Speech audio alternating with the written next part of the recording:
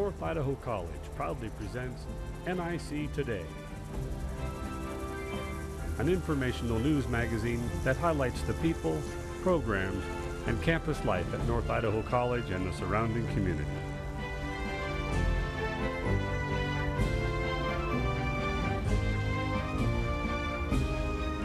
And now, your host and moderator, President of North Idaho College, Dr. Joe Dunlap. Hello again, everyone, and welcome to NIC Today. This is the program that brings you insights into the people and the programs of North Idaho College in beautiful Coeur d'Alene, Idaho. Today we have some very special guests with us. We have Kathie O'Brien, who is a faculty member and is going on her 13th year. She teaches business applications and computer applications. So Kathie, welcome to the program today. Thank you. It's nice to be here. In addition, we have our Vice President of Student Services, who has been with us just for a few months, Graydon Stanley, and he came to us from College of Southern Idaho. Welcome, Graydon. Thank you, Joe. And then, of course, we have Mark Browning, our Vice President for Community and Governmental Affairs. And Mark has been here for, what now, 7, 8 months? Going on 10 months. Going on 10 months. I'm like a veteran now. So, well, thanks for being here today. Pleasure. And Thank we're you. going to talk about a variety of different topics. The first thing we want to talk about is the role of the faculty assembly at North Idaho College and what shared governance actually means in an educational institution. And then we want to talk about some emergency planning and some operations that happened here recently to give you a little insight into how that takes place on a college campus. And one of the primary responsibilities of a president is to ensure the safety and security of faculty, staff, and students. But first of all, let's talk a little bit about shared governance. Now, shared governance is a unique concept to educational institutions, and it relates to participation in the decision-making process. The Board of Trustees are the final legal authority on all decision-making at the institution, and they delegate the day-to-day operations to the president, who in turn delegates decision-making to different areas and individuals on campus as appropriate. And so, for example, when you look at hiring a dean, the individuals who have a vested interest on a campus in hiring a dean are the faculty. And so faculty typically make up the majority of a screening process to select likely candidates, and then they make a recommendation with the top 3 candidates in terms of who they would like to see hired.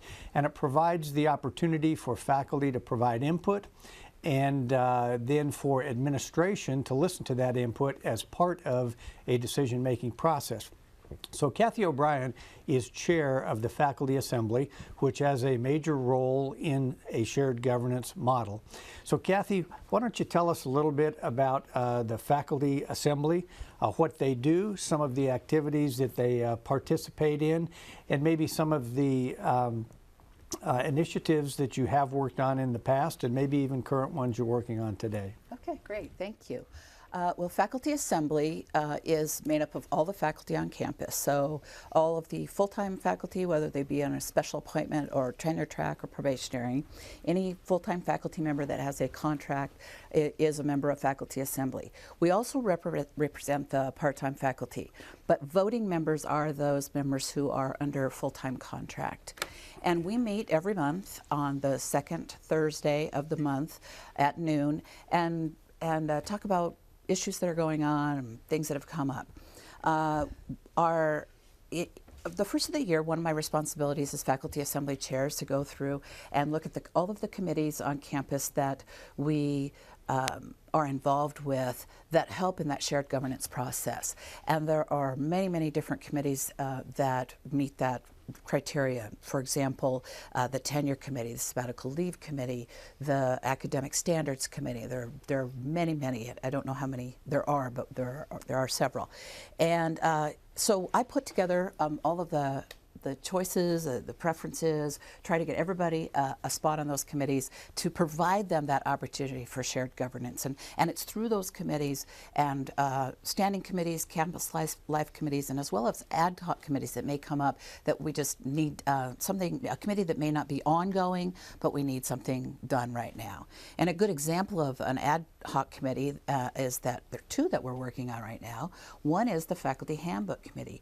And it was interesting as I did this research because there actually was a Faculty Handbook Standing Committee. Somehow along the way that has either been forgotten or gotten lost. So we initiated a group of faculty that are very interested in keeping that Faculty Handbook up to date. And you may think, well, that's, okay, Faculty Handbook. But I'm telling you, as a new faculty member on this campus or a part-time faculty member, there isn't anything more important than having that information at your fingertips. And what goes in that handbook? Because I'm sitting here thinking, yeah, we need what one. would you put in that, and how much work would it takes? But I imagine it's fairly significant. It's very significant. I mean, everything from how to get copies made to how to get a parking pass to how to do professional development and how to access funds for those. So everything that you might consider trivial to the very, very serious, what you have to do for tenure, things like that. And I'm so excited and so proud of this group because what they have chosen to do is build what we may call, the name's still out there, but sort of like a Wikipedia, we may call it Facultypedia. And so it will be a dynamic, ongoing document that will be housed in our portal, which is where faculty can have access to that. And any time that it needs to be updated, it will be automatically updated, rather than having something in print that is oftentimes out of date by the time you print it. Right. Another initiative that's going on right now is the division chair process.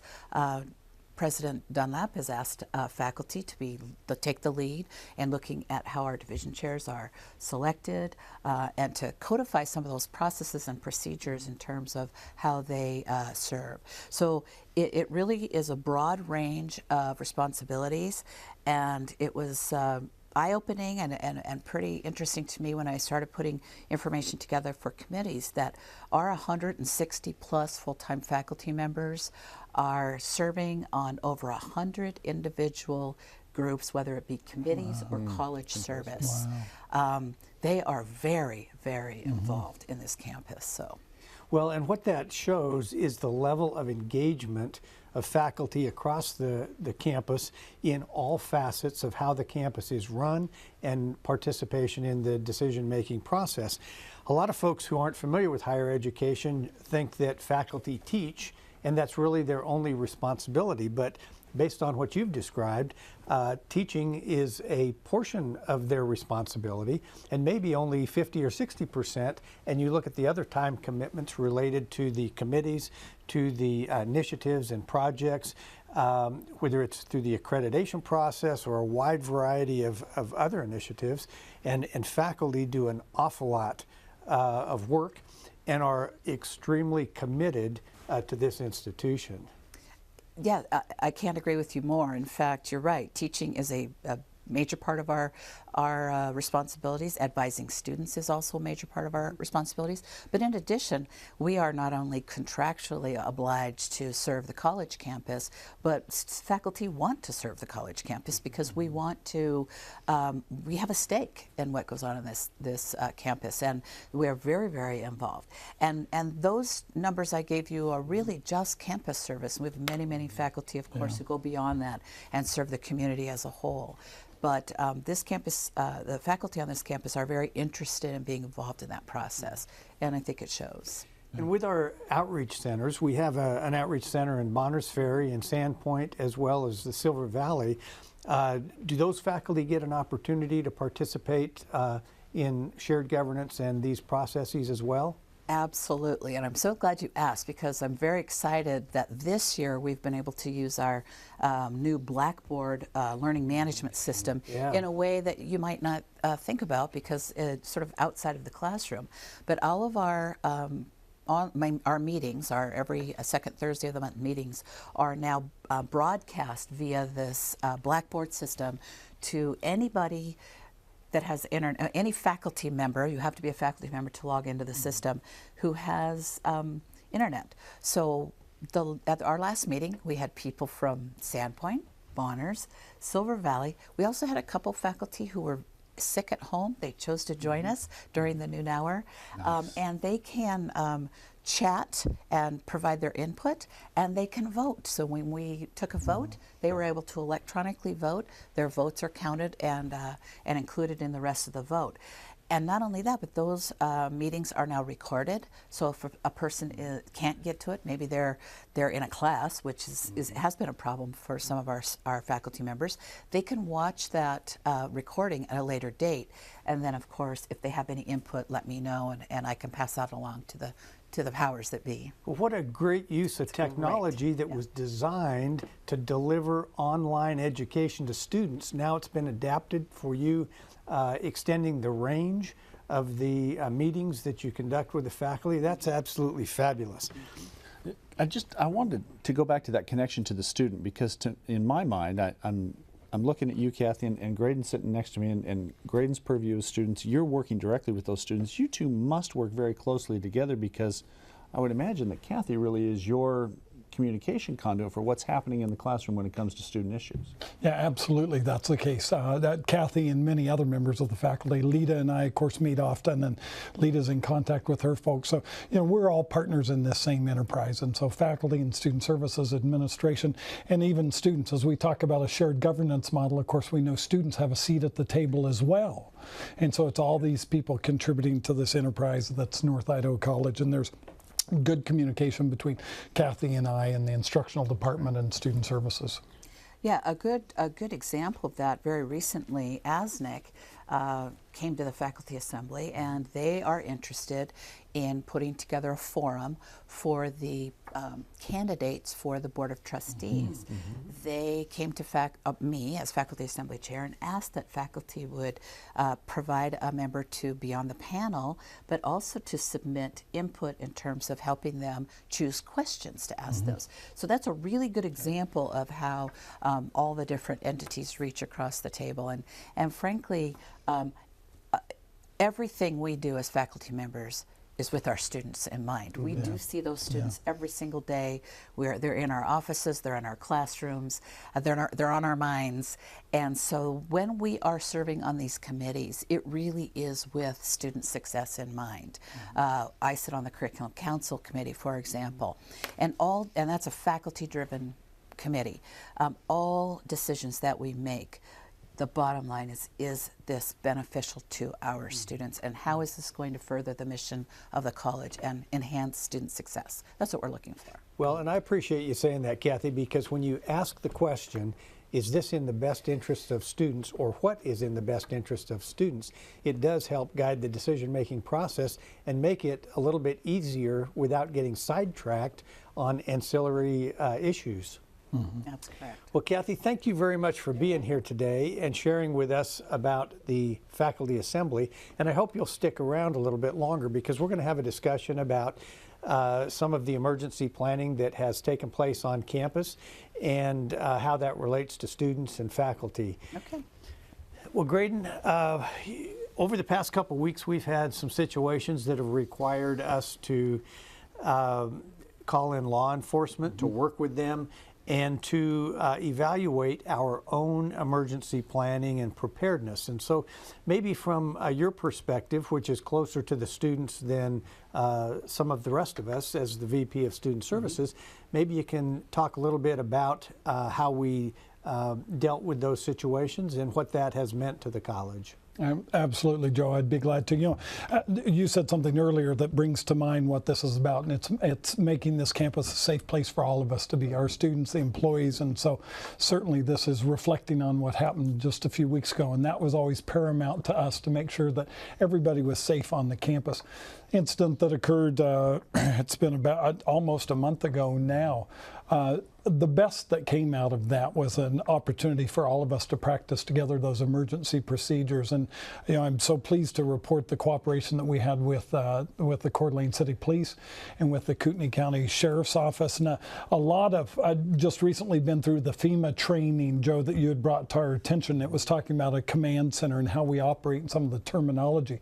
And I had the good fortune and a few others to actually see that in action, because as this incident evolved on our campus, Coeur d'Alene City and Kootenai County set up a command center just outside the auspices of campus, in a safe place where they could view everything. And so I was in there with those different entities, and all of us were doing a good job of, I think, communicating back and forth about what was happening. I was really pleased at the amount of attention that law enforcement gave to keeping the campus safe. And I know a difficulty in all this was how we communicate that to faculty, how we communicate that to students, and when we do that. But felt like we had all the right people at the table answering those questions. The police were monitoring access to the campus and had every entrance covered that way. They covered even entrance into Coeur d'Alene for an individual coming from outside of the city, marking that as well. So they were assuring us that we would have plenty of advance notice. They could respond appropriately to anything that presented an imminent threat. We really focused that day on the classrooms where the student was supposed to show up, and so had a stronger presence there. So, we went through this process for reasons of following through on the investigation and hopefully apprehending the individual involved. We chose not to disclose. To just, the first temptation is you want to just tell everybody. You want to tell all the students this is taking place because they see police on campus, and you want to tell all the other employees that what's going on. Because of the investigation and knowing that there wasn't an imminent threat, we chose to have a little time delay in that to see if we could apprehend the individual first, have the police off campus, and everything solved. Unfortunately, it didn't turn out that way. So as you know, Joe, later the afternoon on that day and early into the evening, we informed employees, we informed students about what this presence was on our campus. And then through Mark's office and other ways, we tried to keep informing people every day as to what was going on. This is where it's at. We were getting reports back from Coeur d'Alene City and from Kootenai County. And so, the good news about all this is that, first of all, there wasn't an event that ended up being tragic. And I think a lot of that had to do with the presence that was here on campus. That's the best news. So we kept it a safe place. But to have the practice that we did and all of us working together, to get the support from the community that we did, that's not always the case. In a lot of communities, that's hard. Yeah. So we had everybody working well together, and we're using that as a springboard to go through this process again later this month, and then in November we're going to be working with those same entities to practice using this as the springboard about, okay, when this happens again, we're going where, we're doing what, we're informing people in these ways. And so, you couldn't really orchestrate a much better opportunity to review those things. We're thankful that nothing tragic came out of that, but at the same time, I thought we handled it well, and we'll be even better next time out.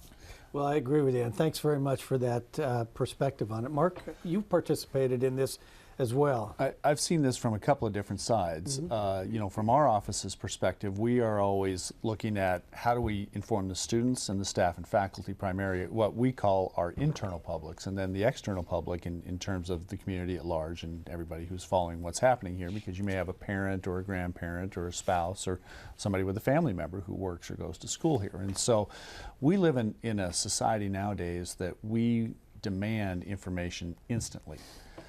As news consumers, we don't always make that delineation between what's accurate and what's not. We just want to know now. I mean, I can hold up my tablet and I can follow any number of things, and I can get news almost instantly, whether it's through a social network or some sort of another verified news outlet. That's one of the challenges that we have, is how much can we tell everyone without interfering with the process of the case as it's going on, so that we don't jeopardize an investigation further down the line. And that's not always an easy line for us to follow, because we're of a mindset we want to cooperate with law enforcement. We don't want to hinder their investigation further down the line if it means being able to get, quote unquote, a bad guy behind bars. But on the other hand, when we have students, staff, and faculty saying, I see police on campus with rather large weapons, what's going on? Well, there is something going on, and we're aware, but we can only tell you so much. So from our perspective, we very much have appreciated the cooperation, really, from Coeur d'Alene Police Department, Right. Kootenai County Sheriff. They've been very good. Graydon's office was great.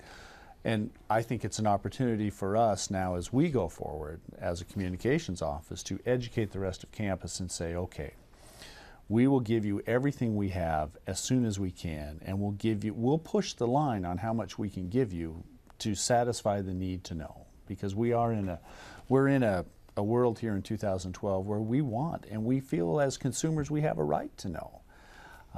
We'll give you everything we can, but to the point where we won't jeopardize the future, because that just isn't a responsible move on our part. And as stewards of information, that's our utmost responsibility is to the students and to the information. So that's how we approach it. Well, thanks, Mark. Now, Kathie, I'm going to put you back on the spot. I know that from a faculty member's perspective, there's that desire to have instantaneous information, and there was some concern by faculty that maybe we didn't get information out in a timely manner. And the other side of that coin was there was information that we didn't want to release too soon to tip off the individual that we thought may be coming here. But what were your perspectives or thoughts about that situation? Well, and I know that there were some faculty who were concerned about the information. My personal opinion was I thought you guys did a great job of letting us know what was going on. One of the things I really appreciate and that I would really encourage our faculty to do is to sign up for the alert system. And it's a very easy thing to do. And in fact, I got an alert yesterday that the Workforce Training Center was shut down. Even though that has nothing to do with me, at this point in time, that system is working very well. So I would definitely, I think that having faculty have access to that alert system is very important. I think the work that Mark's office does was excellent. I think that sometimes we do get very nervous when we don't see a lot of police on this campus. So I think that does cause some problems. I think there's some also faculty concern often late at night, especially weekends. But especially, as a woman, if I'm teaching a night class or if I'm working late at night and it's dark, especially during the winter, sometimes that can be concerning. But this campus has been very good about making sure that we're safe and communicating. So I really felt that the communication was very good. And I think as faculty members, we understand that there's certain information that just simply cannot be released right away because of those law enforcement concerns. Yeah, great. And, I wanted to mention just last week, adding to this discussion, we had a demonstration of a software system called Rapid Responder, and Coeur d'Alene City came back down. And we've looked at it before, but boy, now it became even more important to us to look at that tool. And it's a software system that Coeur d'Alene City uses with the school district here, with Lake City High and Coeur d'Alene High School. And, part of what I noticed in the command center that day was we make an assumption that all the city police must know every building just like we do. And if we tell them Edminster, they know where that is. And of course, that's not the case. And Rapid Responder is a software that instead of trying to carry a notebook around or assuming that police know, it's a computerized system that they can have on their iPad or on their computer. And it identifies all the building and the electrical and the staging areas for law enforcement. And so we're looking at working with Coeur d'Alene City and Kootenai County to develop that software where it enables law enforcement to know where to go, how to stage these things perfectly. So that's just one other step working toward a safer campus. I'll tell you, one of the things that our office is working on now is we've been working with Google on Google Maps to get updated maps on there so that they can help populate something like rapid response. The difficulty comes from an ethical side because while the good guys have access to all that information, so do the bad guys. And in a very general sense, white hats versus the black hats. Well, the black hats can look at it just every bit as much and plan something, and someone says, well, why do you put all that information out there? You're making it easier for them. Well, at the same time, we're making it easier for those first responders to come and to know their way around quickly. So, those are the types of conversations that you have when you're talking about emergency response planning that really you have to deal in such intricate detail that it often becomes some of these questions. Well, do we talk about this hallway, or what about the tunnels, and all these different kinds of things. So, to me, this campus was originally the tribal gathering grounds for the Coeur d'Alene tribe. Right. That's the spirit we want. You know, we've been given that responsibility and that charge to keep that here. This is a gathering place. We want to be open and welcome. Now we need to protect, and we need to make sure, as Graydon says, our number one priority, and Joe, I think you mentioned too, is we have our top priority is to our students, staff, and faculty. Anybody who comes here needs to feel safe here. You can't learn if you don't feel safe. And so that's our responsibility, and we take it very seriously. But I think these types of situations that we've had, they're a very good chance to review and do some real internal analysis and look at things and say, okay, what do we do right? Where can we do better? Because we know we can always do better. Well, and to bring this back full circle to what Kathie was originally talking about with regard to shared governance, as we have these discussions and faculty and staff provide input to us, it makes us a much more educated, vibrant, and robust system, if you will, looking at NIC in total. And so it allows us to get better. It allows us to improve on what we're doing. And so those kind of after-action reviews, when an incident happens, where we openly discuss it, and we are critical of ourselves, and then we make adjustments, is very important. Now, one of you mentioned the alert system. Could you, Mark, maybe describe a little bit more about the alert system that we have on campus that is available to faculty, staff, and students? We have a couple of different mechanisms to communicate with the staff, faculty, and students as a whole. And one, the primary emergency alert system is that you, when you enroll and are admitted, you have a contact cell phone number that goes down in your profile. You will receive a text message alert for some sort of, if there's a major event on campus. If campus is closed for any reason, whether it's power outage like we saw over the weekend, if it's snow closures that we're coming up on, you know, we'll make those determinations. And heaven forbid if we have some sort of a major calamity on campus that involves some sort of a law enforcement situation where we have to close the campus for whatever reason, you're going to get that message instantaneously. We also, for folks who are already on campus, in addition to that instant short message service and SMS that they get, we also have a campus-wide email that there's only really 3 people who can send a campus-wide email, and the president is one, and then we have those through the incident commander at facilities and then in our office, that those will go campus-wide. And the reason that we really contain that is that you don't want to get in a position where someone can send out an email and say, I'm having a yard sale this weekend. I really need you to come by and pick up my old stuff. You know, these need to be saved so that we don't get into a cry wolf type situation. We have a number of other ways to communicate across the portal, but the text message system in today's world, they'll come right to the third screen, as they call it, the phone, the tablet, whatever you might have that's mobile with you at all times. That's the way we can get those messages out pretty quickly. We have the reader boards out on Northwest Boulevard. We have messaging systems inside of buildings that we're able to do as well. So we can get the word out very quickly. Well, thanks, Mark. I'm going to give you each about 15 seconds to talk about what priorities you're working on for the remainder of this semester. Kathie, go ahead.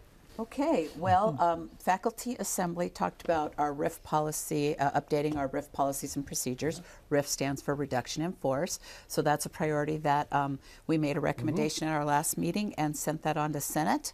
And then we are looking forward to getting our division chair process wrapped up over the year and the faculty handbook up and going. So that's our priorities. Thank you, Kathie. Graydon. Working on Complete College Idaho. That's really at the top of our agenda right now. We're getting ready for a conference coming up in Boise. A lot of our focus is in that area, enrollment planning and the educational master plan. So working toward those ends. Okay, super. Mark, how about you? Sandpoint grand opening November 1st. Then we're gearing up for this little thing they do in Boise every winter called the legislature. Well, I'd like to thank all 3 of you for being here today, and thank you for joining us on NIC today. And whether you're joining us on CDA TV or Channel 19, we do appreciate your support. The next meeting will be with the trustees.